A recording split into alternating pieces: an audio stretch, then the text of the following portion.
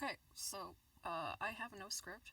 I just have a lot of thoughts that I want to share about Frozen 3 trailer because I have so many opinions. And I hate this. I am a Frozen expert, okay? I'm a certified autistic Frozen expert, or I was when I was 13 years old. I don't know everything anymore, but when I was 13 years old, I was a certified autistic Frozen expert, and so I am the authority, okay, on Frozen. And I have so many opinions. Oh my god. Okay. I've already seen it, obviously. I mean, you could tell that I've already seen it. But I'm just gonna go through it shot by shot. And I'm going to be mean, basically, because I have many thoughts. I just want to vent, basically. So that's what we're doing. Okay, let's play. So yeah, so we start off strong with a shot of the Northern Lights. It's pretty. Northern Lights, Frozen. We like it. I mean, personally, I've always thought that it would be cool if we could explore the magic of the Northern Lights more. Okay, so Frozen 2, I think, just decided to go in the completely wrong direction to explain the magic. I don't understand why. It did anything it did, honestly, but we don't need to talk about Frozen 2 here. We're not going to talk about Frozen 2. We're going to talk, or maybe we'll talk about it a little bit, but we're mostly going to talk about Frozen 3, and maybe, Frozen 1, because Frozen 1 is the movie that I'm the expert on, okay? I've watched Frozen 2, a few times, and I never really liked it that much. I'm not the Frozen 2 expert. I just think Frozen 2 took it in a really weird direction.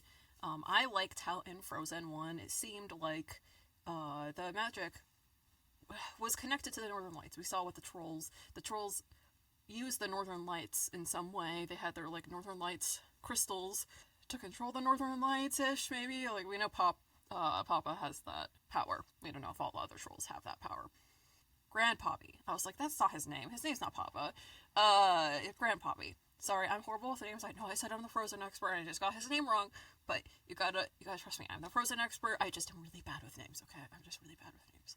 Anyway, let's get back to Frozen 3. Okay, so I like this focus on the Northern Lights finally as the source of magic, as some kind of magic that they're going to explore. I like that, okay?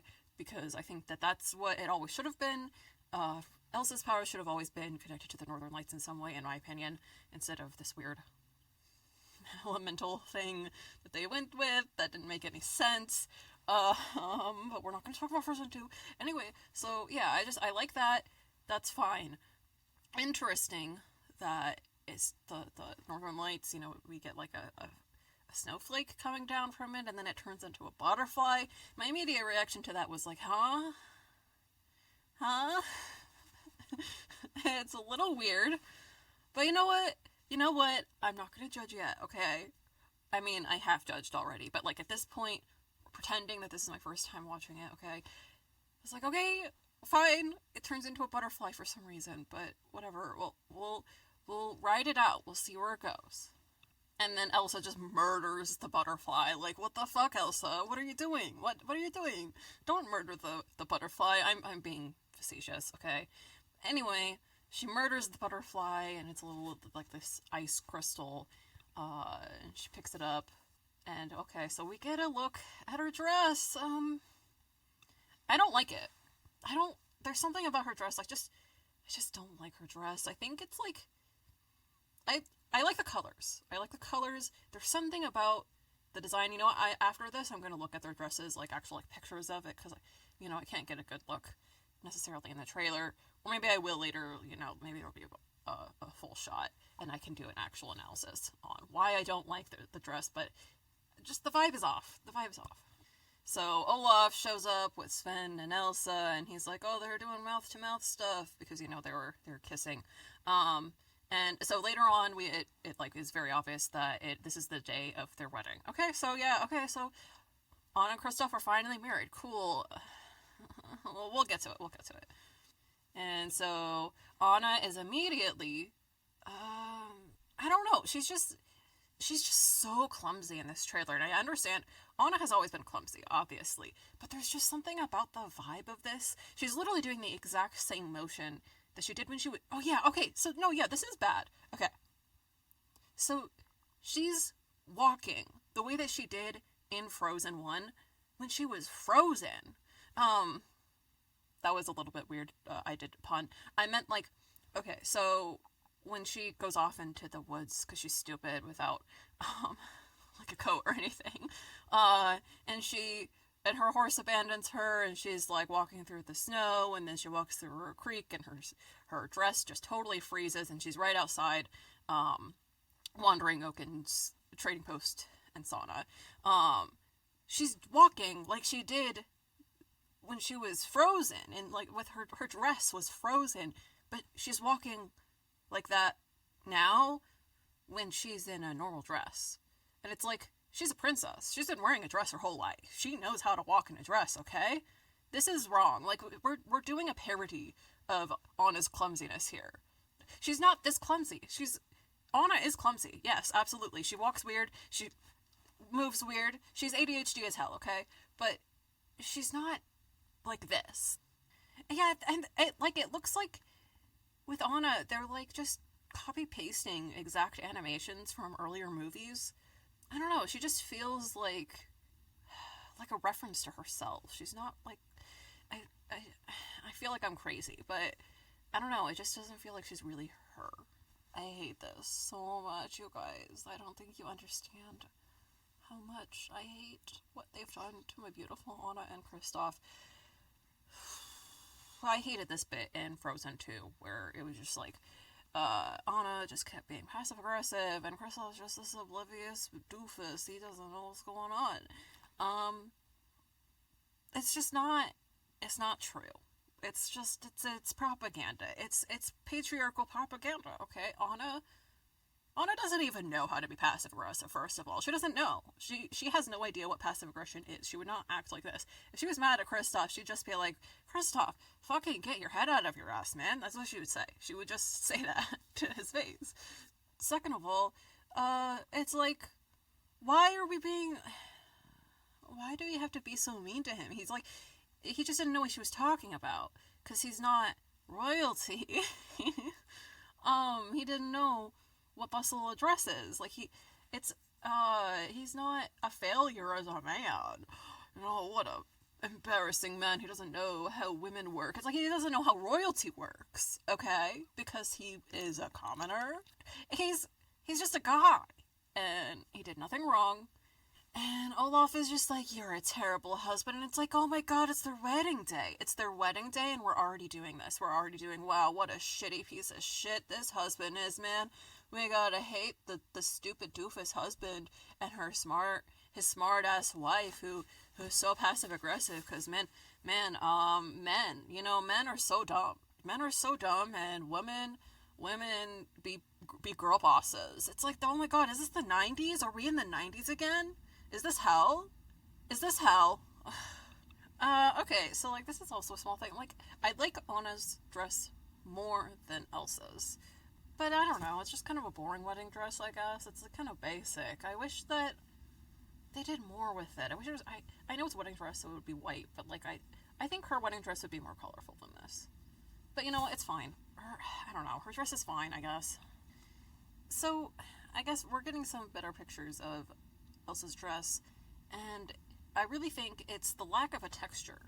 It's basically a carbon copy of her blue dress from Frozen 1, which is, again, like, they're just, like, doing references to Frozen 1 a lot. You know, where I was saying, like, Anna's, like, walking the way that she did when she was frozen. It's like, she's doing the same exact, like, animations and shit. Like, it's like they're just trying to do Frozen 1 again, but bad. And I think that's all. It's also connected to them going back to the Northern Lights. I think they realized that they did something bad with Frozen 2.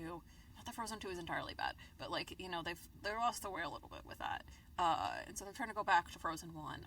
But anyway, Elsa's dress is just a carbon copy of the blue dress. But it doesn't have the cool textures anymore. You know, like, her dress in Frozen 1 has all these blue, like, diamonds all over it, and there's, like, like dots, like it looks like it's a frozen dress, because it is. It's made out of ice. It has all these textures, and that's what makes it so pretty. But like this is just it's the same exact dress, but purple and with no textures, and I think it looks bad. I don't think it looks good without the textures. And it doesn't need to be the diamond textures, because, obviously this is a different dress. They should do some kind of texture, though. And it looks a little bit off. That it's just the same exact dress. They didn't even, make a different design or anything. I don't know, just make her a new dress, let her have a new dress. She doesn't need to have the same exact dress again. And, okay, so we're doing the, on Anna's clumsy thing again. What did she even trip on? I'm going to rewind to that, because maybe she did trip on something. Okay, so she trips on Olaf. Olaf just, steps onto her dress, because he's a fucking idiot, and I liked Olaf in the first movie, you guys. I liked him before. I don't like him anymore. He's so annoying. They made him annoying. They made my beautiful Olaf fucking obnoxious, man. But, anyway, he steps onto her dress like a stupid idiot and makes her look like a stupid idiot when she didn't do anything. Poor Anna, man. They're making her into a parody of herself. Okay, I liked the bit where Olaf is just, kind of running. His bottom half is running away. That was kind of funny. I like it when his bottom half shows his emotions, or, has, kind of, autonomy and does something else, but it is still him, I think that's fun. I think it's fun. They did that right. One funny bit with Olaf. They give 1 point. Okay, so the villain thing. Okay, so, well, first of all, a bunch of people are saying that they want Elsa to be gay, and it's like, guys, just give up already. It's Disney. Just read fic. Just read fanfiction, please, because it's never going to happen. If Elsa literally has an enemies to lovers in Frozen 3, I will be utterly shocked. Okay? I will be very surprised if that happens. I don't believe it. The villain thing. Okay, so here's the thing. In both Frozen and Frozen 2, there isn't really, a Disney villain. Obviously, there's Hans, but we'll get to him, okay? So, for the most part, in Frozen, there is no, Disney villain. There's no Ursula, Scar, Gaston archetype. It doesn't exist. The villain of Frozen is the divide between Anna and Elsa. Or you could say Elsa's the villain. The villain is that Anna and Elsa have this divide between them, and they have to resolve that divide. They have to unite again and learn that they love each other. That's the villain. And then in Frozen 2, there isn't a villain. Frozen 2 is a mess, you guys. Everyone knows this, though. It's just... I think the villain of Frozen 2 was, again, supposed to be the divide between the sisters, because Elsa keeps going off on her own and not involving Anna, because she doesn't want her to be in danger and all this. But it's they mess it up because Elsa just basically ends up being right, and never has to apologize or anything. And it lands a little bit bad. It's not great. But there's no villain in Frozen 2. So Frozen, so far, has never had a Disney villain. And okay, so we're going to get to Hans again, okay? So Hans, kind of, is the villain of Frozen. Not really, though. See, the thing is that Hans, the villain, does not show up until the last, 10 minutes of the movie. And he is just a plot device. He's a plot device to get the two sisters to resolve their issues. He's the tool. That was my cat. I'm sorry about that. He's a tool to get the two sisters to finally resolve their issues, okay? So he's not really a character or a villain. And this is not... I am the Hans defender. I actually really like Hans. I want to make a whole thing about this eventually. But, I think Hans is a mostly pretty great character in Frozen. There's a few little bits that are just why? But for the most part, I think Hans is very underrated, okay? I think he works a lot better than a lot of people think he does. But anyway, that's a whole thing. But, Hans is not really a character. He is a plot device. And he's a subversion on the trope of the prince. He is not a Disney villain. Even if he is a villain, even if you're Sarah, no. He is a villain, okay? He's a villain. You can't say that he's not a villain just because he doesn't show up until the last 10 minutes. Then he's not a Disney villain, you know? Like, he is a Disney prince. He's a subversion on the Disney prince. So, we've never gotten a traditional Disney villain in a Frozen movie. And so, I'm not saying that we can't. I'm saying that this is uncharted territory and it feels a little weird. It feels a little bit weird because we've never done this before. It's like, does this fit in a Frozen movie? Can you make a traditional Disney villain fit in a Frozen movie? I am not sure. Maybe they can make it work. I don't know. I don't really have faith in Disney anymore. I don't think that they're good at anything. Oh God, Disney, man. I don't have faith in Disney anymore. But, you know, maybe they can make it work. But it's just, it is something that you need to know going in as a writer. This is new. It's going to be kind of hard to sell it. Apparently everyone is super excited about the Disney villain, but it should be a hard sell, okay? She's a little bit just stereotypical nothingness. We barely even get a good look at her, you know, we don't get to see her face or anything. It feels like they're basically doing the whole Elsa's aunt is evil thing, but she's, instead of her being, you know, the Snow Queen, like Once Upon a Time did, she's the queen of the Northern Lights or something, you know, that's her powers. But she's gonna be that kind of character archetype where she is like, oh, I am who you will become, Elsa. You know, something like that, probably. I don't know, but that's just my speculation. I guess we'll see. I'm just so mad about Anna, man. Anna deserves better than these fucking hack riders, man. Okay, so this is like a really small thing, but I've just been staring at the Frozen 3 logo this whole time. Why didn't they make it purple? You know, like, it would have been fun if, because of the Northern Lights thing, and, you know, the villain is all purple, and, you know, Elsa's dress is all purple, why didn't they, like, have it turn blue to purple? Like, that would have been really cool. Yeah, maybe they do that, and no, they don't, okay. It's so boring. They're just doing, like, they're doing the thing, where it's just they don't want to change it too much from the status quo of Frozen 1. Experiment a little. Make the logo purple, man. I don't know. You guys. The Frozen expert. She doesn't know. Oh. But I guess we'll see.